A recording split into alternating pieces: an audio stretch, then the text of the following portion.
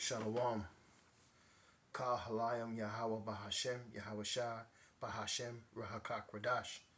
My name is Yahalan. I'm back again with another video. Habarak Tazah, you be edified with it. I want to say Shalom and salutations to the men of Great Millstone who I learned this 100% truth from. Shalom to the speckled bird, the confused face, the Akim and Aqua on the highways and byways. The Akim on the Salaki, I'm excited. I'm trying to get this done. I got my kid. Anyway, Salaki for that. Shalom again to the men of Great Millstone. Shalom to the speckled bird, confused face, the Akim and Aqua who also subscribe to the men of Great Millstone, the Akim on the highways and byways, and last but not least, the elect. And I got me a little quick list here. And we're going to get these scriptures real quick. That way I can get back to Shorty Rock. But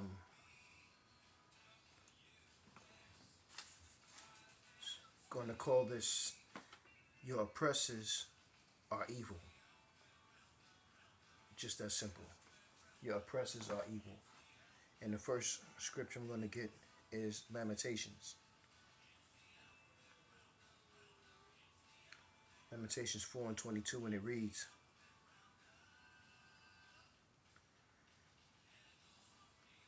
"The punishment of thy iniquity is accomplished, O daughter of Zion.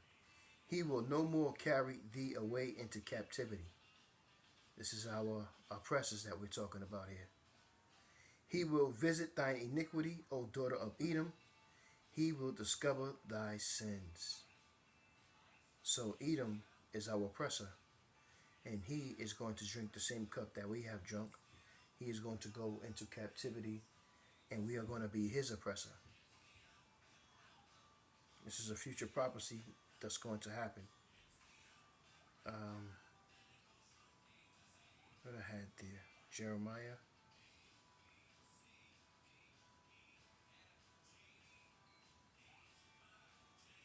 Strange how just be hiding in plain sight. That's kind of how Esau did what he did. He hid things in plain sight.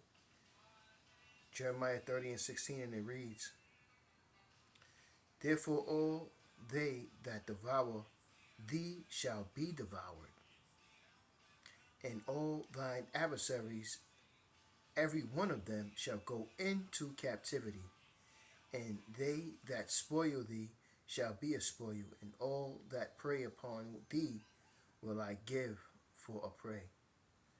So that's all the nations, man. You can go into Psalms 83, and it'll tell you who your enemies are and who are the enemies of the Lord. Psalms 149 and 5, and it reads, "Let the saints be joyful in glory. Let them sing aloud upon their beds. Let the high praises of the Most High be in their mouth, and a two-edged sword in their hand, to execute vengeance upon the heathen and the punishments upon the people, to bind their kings with chains and their nobles with fetters of iron, to execute upon them the judgment written. This honor have all his saints. Praise ye Yahweh."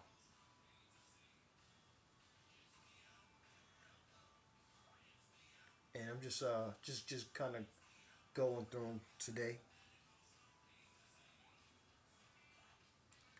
You know, as you as I come into this truth, as you come into this truth, you realize sometimes you're gonna get good days, sometimes you're gonna get bad days. You know, the spirit sometimes just flowing straight through you, and sometimes you got to do what you got to do, but you got to get this word out no matter what.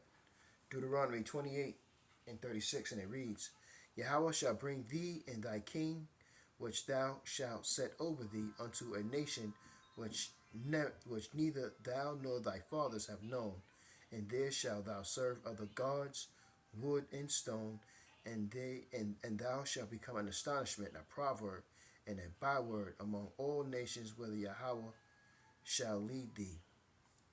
Astonishment. Let's get what the astonishment and the byword is.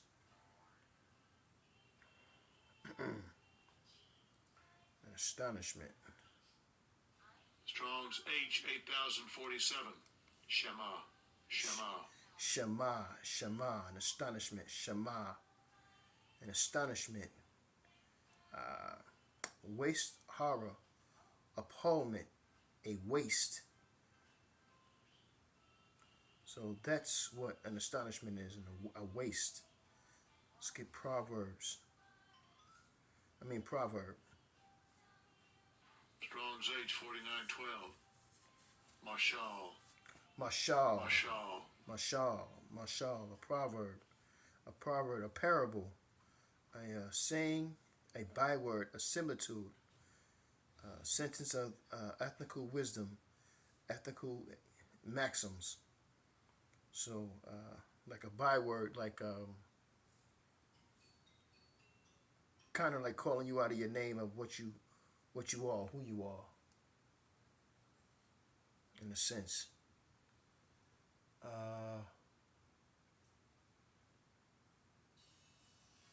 Isaiah 24 and 21, and it reads, "And it shall come to pass in that day that Yahweh shall punish the host of the high ones that are on high." This is who's on high right now? Esau. Edom is the devil, and the Lord's going to punish him. "And the kings of the earth upon the earth." So who are also the kings of the earth? The other ones that also lead.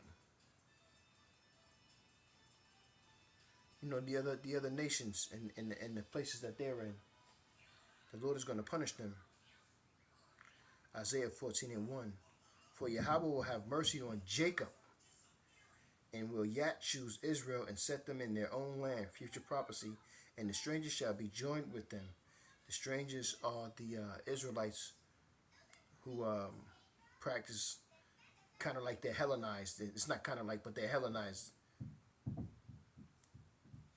And they shall cleave to the house of Jacob, and the people shall take them and bring them to their place, and the house of Israel shall possess them in the land of Yahweh for servants and handmaids. Those are enemies. "And they shall take them captives, whose captives they were, and they shall rule over their oppressors." That's right. Let's get Nahum.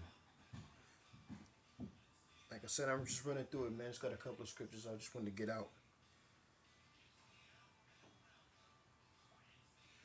Nahum 3 and 10. "Yet was she carried away," talking about Israel, the nation of Israel. "She went into captivity. Her young children also were dashed in pieces at the top of all the streets. And they shall cast lots for her honorable men, and all her great men were bound in chains." And this is what we're going to do to them.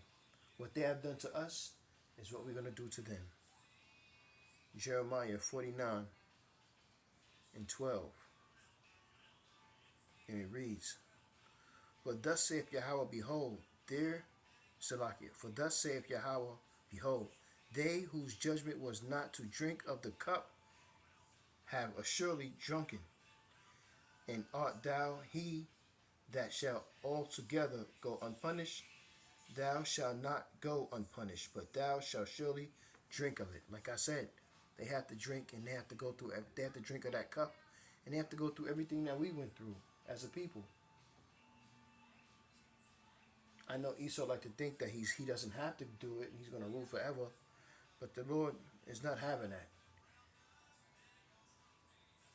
You're going to go into slavery, Esau. We're telling you like it is. We care not if you like it or you don't like it. Deuteronomy 30 and 7. "And Yahweh thy power will put all these curses upon thine enemies, and go and on them that hate thee, which persecuted thee." That's right. I'm getting straight to it today, man. Straight to it today. Deuteronomy 28 and 30. And it reads, "Thou shalt betroth a wife, and another man shall lie with her. Thou shalt build a house, and thou shalt not dwell." This is slavery that we were in. This is This is Babylon the Great, the early stages of Babylon the Great. This is this is the 1600s right here. That's what the scripture is talking about. And thou shalt not dwell with therein. Thou shalt plant a vineyard, and thou shalt not gather the grapes thereof. Um,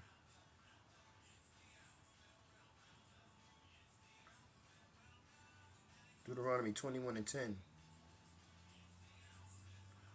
Will thou goest forth to war against thy enemies, and Yahweh thy power have delivered them into thy hands, and thou hast taken them captive, and seest among the captives a beautiful woman, and hast a desire unto her, that thou wouldest have her to thy wife. Uh, then thou shalt bring her home to thy house, and shalt shave her head. Well, this is going into this is a law. It's lucky I didn't necessarily needed to read this one, but at the same time, this is about what our oppressors did to us. What we're gonna do in the righteous way. That's the only difference. That what they did to us was wicked. What we're gonna do to them is gonna be the righteous way to do it. That's what I had that scripture for. It's gonna be the righteous way to go about it. From raping our women, we're not gonna be raping these women. We're gonna take what we want and do what we want, but we're gonna do it in the righteous way, because we're not gonna go off anymore. We're gonna do everything righteous. That's right. That's what I had that scripture for. Last scripture right here, man. I think I made my point. Psalms 107 and 10 is that our oppressors are evil, but we're gonna do things in the righteous way. I think that's my title. Our oppressors are evil, but we're gonna do things the righteous way. That's my title. Psalms 107 and 10. Such as sit in the darkness and in the shadow of death, being bound in affliction and iron, because they rebelled against the words of the Most High. They contemned the counsel of the Most High. Therefore he brought down their heart with labor. They fell down, and there was none to help. Then they cried unto Yahweh in their trouble, and he saved them out of their distresses. So like if I'm reading it slow like that, but I was moving a little fast. But talking about Israel, King David's talking about Israel, um, and that's right. We suffered because of our oppressors through Yahweh Bashim Yahweh Shah ultimately, and now he's going to put us on top. The Lord is fair. He allowed everybody to have a ruling time on this earth, and now it's time for him to put his people on top like they were supposed to, in the way he intended it to be. Therefore, we can rule and rule the righteous way. And we're not playing with none of you Gentiles. We damn for sure not playing with you, Esau. We putting our foot up your ass, and you're going to get busy. The only time you're going to have time to not get busy is those high holy days and them Sabbath days. So with that, hope you were edified with it. Just a quick one-hitter I wanted to do. Not a one-hitter, but a quick lesson I wanted to do. And, get to the point. So with that, I'm saying, Kal Halayim Yahweh Bahashem, Yahweh Shai Bahashem, Rahakak Radash, Shalom and salutations and double honors for the men that rule well, the men of great millstone, the elder apostles and the bishops.